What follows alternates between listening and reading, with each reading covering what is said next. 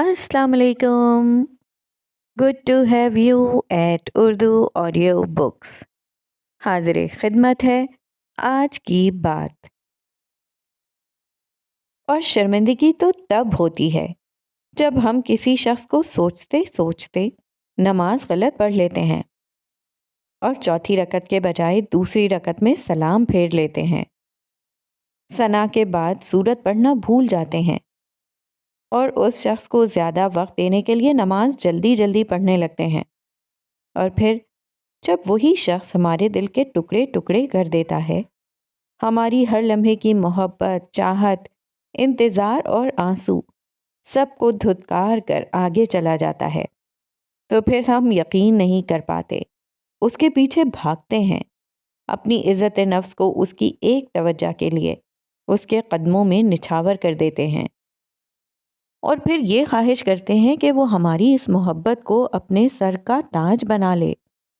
लेकिन हम ये भूल जाते हैं कि कदमों में डाली गई चीज़ सर का ताज नहीं, पैरों की धूल बना करती है।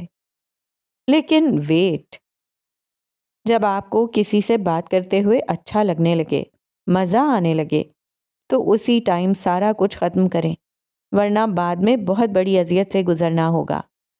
क्योंकि अल्लाह सुब्हानहू व तआला ने इंसान का दिल अपनी मोहब्बत के लिए पैदा किया है, और जब आप इसमें किसी ऐसे इंसान को बसाते हैं तो वो मोहब्बत अल्लाह की मोहब्बत को टक्कर देती है और फिर अल्लाह आपको उसी से तोड़ता है।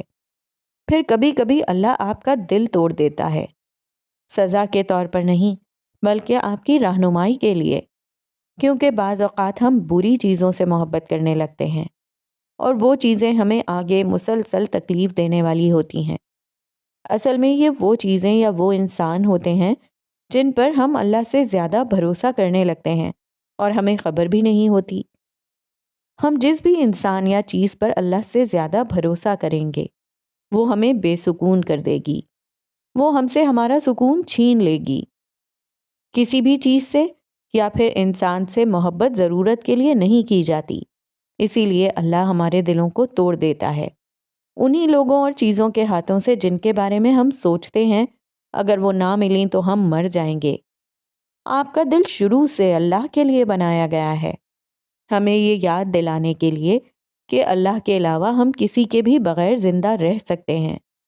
हम जिन चीज़ों और जिन इंसानों को अपना खुदा बना लेते हैं, अल्लाह हमें हमारे उन्हीं खुदाओं से चोट लगाता है। जैसे कुरान कहता है, सुन लो, अल्लाह की याद ही में दिलों का चैन है। और फिर जब अल्लाह से मोहब्बत होनी शुरू हो जाती है तो उस मोहब्बत का असर हमारे ऊपर ज़ाहिर होने लगता है। अल्लाह की मोहब्बत सुकून है, उम्मीद है, तवक्कल है, दुआ है, इबादत है, मुस्कुराहट है। और पता है, अल्लाह की मोहब्बत खामोश रहना भी सिखाती है। ऐसी खामोशी जो दिल की गहराइयों में कहीं जाके अल्लाह से सरगोशियाँ करती है, जिसके अंदर सारे एहसास बयान होते हैं जो अल्लाह के सिवा कोई नहीं सुनता, कोई नहीं समझता, कोई नहीं जानता। दुनिया में कोई शख्स ऐसा नहीं जिसने कोई गुनाह ना किया हो।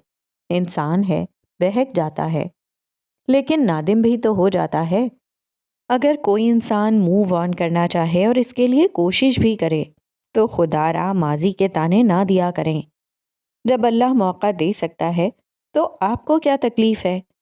इंसान में इंसान बने, खुदा नहीं। दूसरों को भी इंसान होने का मार्जन दें।